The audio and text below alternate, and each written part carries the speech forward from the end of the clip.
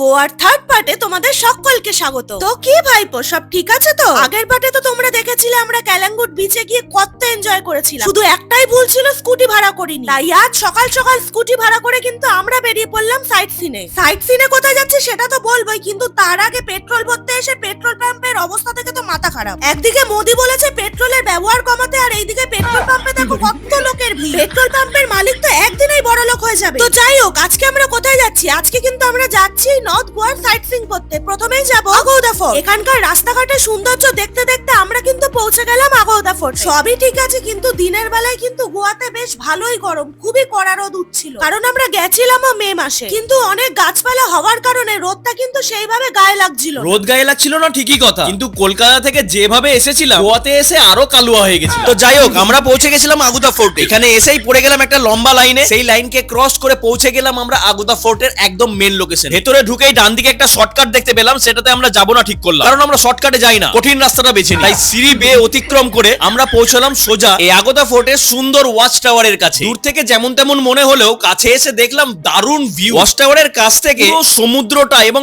পাহাড় সমেত এত সুন্দর দৃশ্য লাগছে, যেটা দেখে আমাদের চোখ, হৃদয়, গুর্দা, ফেফড়া, কলজা, হার্ট, মিনি হার্ট মধুময় হয়ে গেছিল। সেই ওয়াচ টাওয়ারটা দেখার পরেই আমরা কিন্তু সোজা বেরিয়ে পড়লাম সেই ফোর্টের উদ্দেশ্যে। ফোর্টটা ওখান থেকে কাছাকাছি, আর যাওয়ার পথে পেছন দিক থেকে আমার একটা ফ্যান দেখাচ্ছিল, কিন্তু আমার পুরো মনোযোগ ছিল ভিডিওর প্রতি। বোধহয় আমার অটোগ্রাফ চাইছিল বা ফটো তুলতে চাইছিল, কিন্তু আমার মনোযোগ ছিল ভিডিও করার প্রতি। না হলে তোমাদেরকে এত সুন্দর সুন্দর দৃশ্য, এত সুন্দর সুন্দর ভিউ কি করে দেখাতাম। আর ফোর্টের কাছে আসা মাত্র দেখলাম অনেক ভিড়, অনেক মানুষ ফটো তুলছিল। আর তুলবে নাই বা কেন? তোমরা তো নিশ্চয়ই সেই সিনেমাটা দেখেছিলে দিল চাহতা হ্যায়। হ্যাঁ, ঠিক সেই গানটারই এই জায়গাটাই শুটিং হয়েছিল। আর এই গোয়াতে কিন্তু অনেক পপুলার মুভি শুটিং হয়ে এসেছে। তারপর আমরা সেখান থেকে সোজা চলে গেলাম নিচের দিকে, আর নিচের দিকে ছিল পুরোটা ফাঁকা ময়দানের মতো। আর দূর থেকে দেখলাম একটা গুহার মতো কিছু একটা দেখা যাচ্ছিল। সেটার কাছে যাওয়া মাত্রই দেখলাম বেশ জেলের মতো ভেতর দিয়ে গুহা। ভেতরে কি আছে বুঝতে পারলাম না, তাই ঠিক করলাম এটা সূত্রপাতটা খুঁজে বের করতে হবে, মানে গুহাটা কোথা থেকে শুরু হয়েছে। তাই ব্যাক করে আবার খুঁজতে শুরু করলাম এটা শুরু কোথায় থেকে। খুঁজতে খুঁজতে কিছুটা পথ অতিক্রম করার পরে আমরা সেই সূত্রপাতটা পেলাম, সেখান থেকে এই গুহাটা স্টার্ট হয়েছে। মানে কাছ থেকে দেখে একটা রহস্যজনক মনে হচ্ছিল গুহাটা। দিনের বেলা একরকম লাগলেও সন্ধ্যের পর থেকে আশা করি একটা আলাদাই ভাইব দিবে। তারপর বাইরের সাইনবোর্ডে আমরা দেখতে গেলাম আসলে এটা কি। আসলে এটা কি না, আসলে এটা কি প্ল্যান আপার ফোর্ট আগুদা, মানে জল সরবরাহ করে রাখার একটা টানেল টাইপের কিছু একটা হবে। তাই সেখান থেকে আমরা বেরিয়ে পড়লাম। বেরোনোর সময়ই দেখলাম সেই লোয়ার আগুদা ক্যান্ডোলিম ফোর্ট, যেটা এখন সংরক্ষণের পর কেমন দেখতে হয়েছে এবং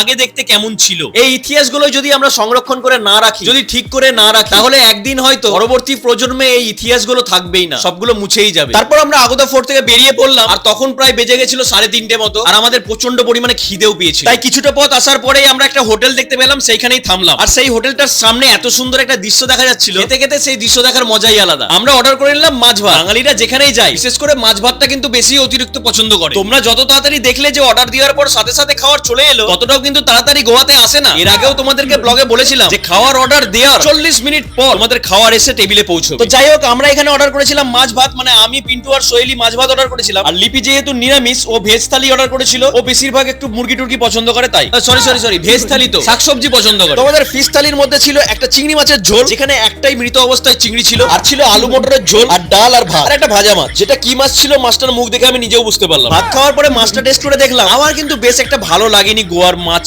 গোয়ার মাছগুলো বেশ একটা আষ্টে টাইপের একটা গন্ধই করছিল। খাবারের টেস্ট আমার ভালো লাগেনি, কিন্তু সোহেলির মাছটা খারাপ লাগলেও ওই ডাল, ভাত আর আলুর তরকারিটাই বেশ তৃপ্তি লাগছিল খেয়ে। খেতে খেতে আমি আর সোহেলি একটা আলোচনা করছিলাম যে এখানকার রাস্তায় একদম ধুলো নেই। আমরা যেখানে খেতে বসেছি তার পাশেই কিন্তু রোড, আর এখানে গাড়ি ঘোড়া চলাচল সবসময় করছে। এটা যদি আমাদের মালদা হতো বা আমাদের মহদীপুর, তাহলে আমাদের খাওয়ার থেকে ছাকনি দিয়ে ছেকেই 3-4 কিলো তো ধুলো পাওয়াই যেত। যাই হোক, আমাদের খাওয়ার খেতে খেতে তরকারি শর্ট পড়ে যায়, তো আমরা সেটা আবার রিফিল করি। তো সেখান থেকে বলা হয় এক্সট্রা তরকারির কিন্তু আলাদা চার্জ লাগে। তো 30 টাকায় একটা তরকারির বাটি দেওয়া হয়, যে বাটিতে আমাদের এখানে চাটনি দেওয়া। যাই হোক, আমরা বাইরে থেকে গেছি, এখন লুটে নেই আমাদেরকে। তোরা কোনোদিন আসিস মালদাতে আদিনা ফরেস্ট, গৌড় কিংবা মিনি পেহেলগাঁও দেখতে, ওখানে একটা পিয়ারা মাখার দামই 750 টাকা নিব, তখন দেখবি কেমন লাগে। তো যাই হোক, আজকের ভিডিওটা এখানেই শেষ করছি। কেমন লাগলো ভিডিওটা অবশ্যই কমেন্ট করে জানিও। আর চতুর্থ পার্ট খুব তাড়াতাড়ি আসছে। যারা যারা এখনো আগের পার্টগুলো দেখোনি তারা চ্যানেলকে ফলো করে এখনই পার্টগুলো দেখে নাও। দেখা হচ্ছে অন্য কোনো ভিডিওর সাথে, ততক্ষণের জন্য বাই বাই।